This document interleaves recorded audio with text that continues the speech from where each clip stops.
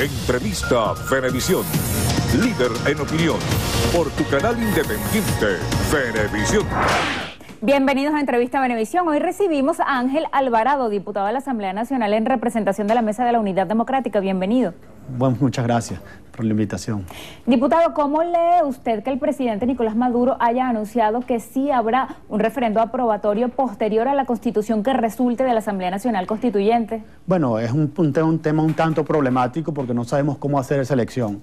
Si esa elección después aprobatoria es de segundo grado, eso quiere decir una lesión fundamental a la democracia en Venezuela.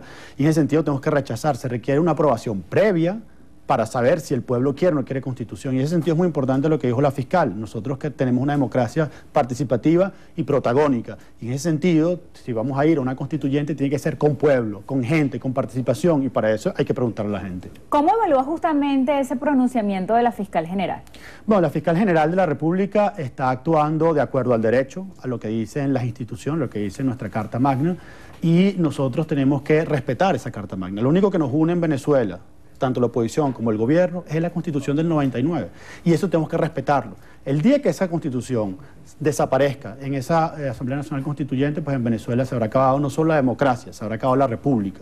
Aquí se habrá acabado pues todas las formas de convivencia y definitivamente eso es algo que no lo combina el pueblo de Venezuela. Nosotros necesitamos un acuerdo de paz, necesitamos un acuerdo de convivencia, necesitamos un lugar común y ese lugar es la Constitución del 99 y esa es la Constitución que nosotros estamos defendiendo y que vamos a luchar por respetar con toda nuestra fuerza, junto al pueblo de Venezuela que en este momento no solo no quiere una constituyente, quiere que se le resuelvan los problemas y sabe muy bien que esa nueva Constitución no resuelve el problema de la escasez, no resuelve el problema de inflación, no resuelve el problema del alto costo de la vida, el problema de la violencia que se ve en nuestras calles y por eso se requiere que nosotros tengamos reformas distintas. Allí no se va a resolver ese problema, no solo no se va a resolver, sino que va a retrasar la solución de esos problemas que en este momento son perentorios para el pueblo de Venezuela. Es urgente resolver esos problemas para el pueblo de Venezuela que está reclamando no solo libertad, también está reclamando que llegue comida a su mesa, está reclamando que el dinero le alcance. Diputado, ayer el vicepresidente de la ISAMI anunciaba una querella contra el presidente de la directiva de la Asamblea Nacional, Julio Borges, por, según él, impedir el desarrollo económico de Venezuela. Desde su punto de vista, ¿puede ser motivo de acción legal el hecho de que el diputado Borges haya pedido a firmas extranjeras abstenerse de negociar con el gobierno venezolano sin aval del Parlamento? Fíjate, este es un problema que mucho más amplio, ¿no? O sea, mucho más complejo que simplemente que ese punto de vista del Tarek El Aissami. Durante el mandato del presidente Chávez, el gobierno de la República de Venezuela se endeudó de 30.000 millones de dólares a más de 150.000 millones de dólares. En este momento Venezuela es un país completamente endeudado. Sobre las espaldas de los venezolanos pesa una gran deuda externa que en este momento es insostenible, que no puede ser pagada. Y en este momento el gobierno sigue comportándose irresponsablemente en el manejo fiscal del Estado, es decir, en cómo maneja las cuentas públicas.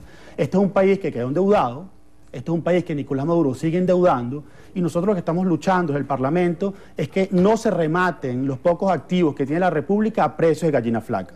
Caso de Citgo, caso de los bonos, caso del oro del Banco Central. Y las cartas que ha enviado el presidente Julio Borges a la banca de inversión es simplemente para prevenir esas acciones, primero, que no haya un daño patrimonial a la República. Y hablo en este caso del bono de PDVSA 22 que se vendió, que compró Goldman Sachs a través de un intermediario.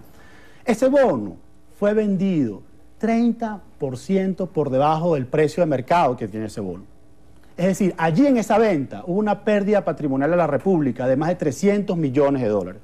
Y nosotros como Asamblea Nacional no estamos impidiendo que eso ocurra, lo que estamos impidiendo es que haya un daño patrimonial a la República, en primer lugar. Y en segundo lugar, el fin de esos fondos. Estamos pidiendo que esos fondos no se gasten en represión. Un dato. Entraron por ese bono, costaba 2.800, se vendió a Goldman Sachs a través de un intermediario por 2.800 millones de dólares. Y entraron a la República, a las arcas del Estado, solo 865 millones de dólares. Se remató ese bono.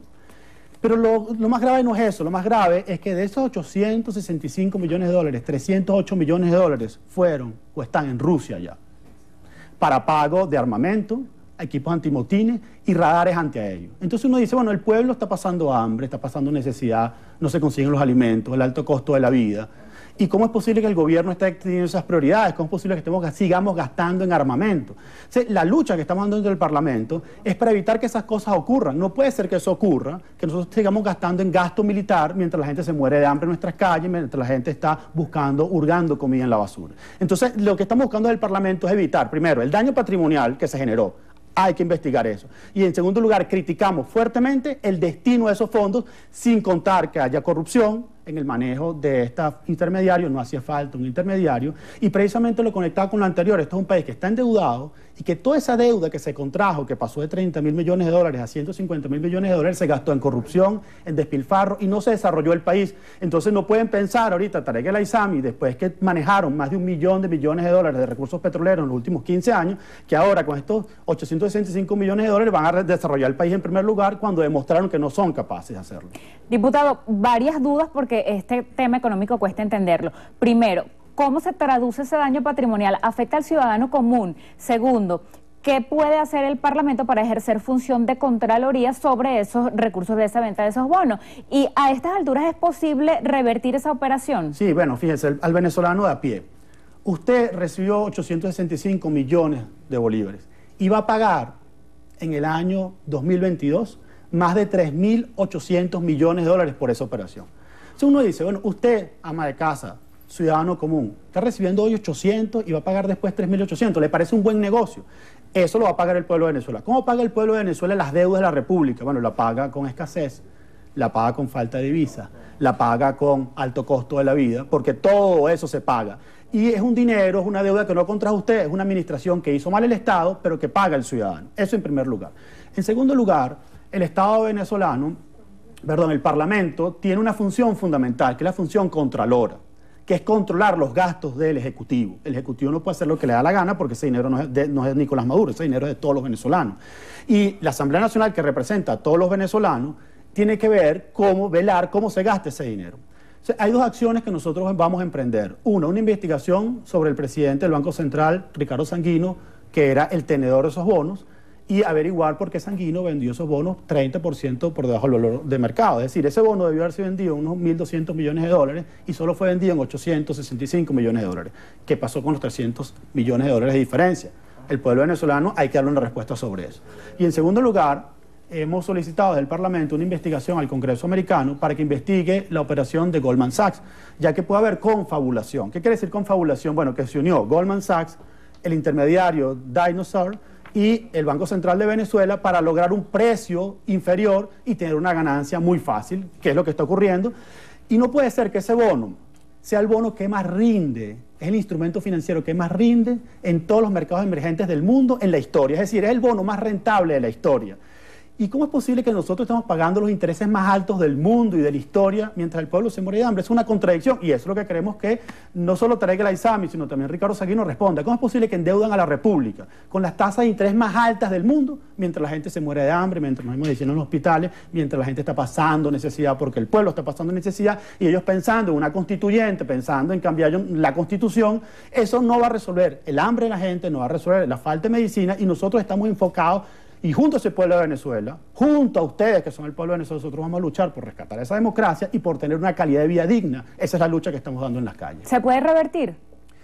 Mira, el dinero ya está en las arcas del Estado, ya está en Rusia, ya se gastó otra parte, no sabemos en qué exactamente. No se puede revertir. Lo que nosotros vamos a ejercer acciones legales para luchar contra ese daño que se hizo a la nación, que se hizo sobre cada uno de ustedes, que se hizo sobre ti, que se hizo sobre mí. Diputado, la agenda de la Mesa de la Unidad, ¿apoyan a los estudiantes que convocaron a acudir hoy a la sede del Canal del Estado y el fin de semana que tienen preparado? Sí, bueno, hoy vamos a estar con los estudiantes, los vamos a acompañar hoy a BTV para exigir libertad de expresión. Ese es el canal de todos los venezolanos. Y, por ejemplo, yo como diputado nunca he sido invitado a BTV, me gustaría que me invitaran también, además está en mi circuito electoral, eso en primer lugar. Vamos hoy a BTV, salimos tanto de Altamira como del Unicentro del Marqués. Y mañana, sábado, vamos a tener la marcha del hambre, contra el hambre. En Venezuela hay hambre, en Venezuela hay gente pasando necesidad, y nosotros mañana vamos a la marcha de las ollas vacías. Ya anunciaremos esta noche para que estén pendientes los puntos de salida y el punto de llegada de la misma. Aquí una usuaria de Twitter le envía una pregunta bien amplia, @dargelism, pregunta, ¿qué propuesta tiene la MUD con respecto al futuro del país? Bueno, mira, nosotros queremos un país, una Venezuela petrolera, no dependiente del petróleo. Nosotros queremos una Venezuela en la cual usted con su trabajo salga a la calle y pueda comprarse una casa, pueda comprarse un carro, pueda llevar a sus hijos a la universidad, tener un buen seguro. En este momento eso no es posible.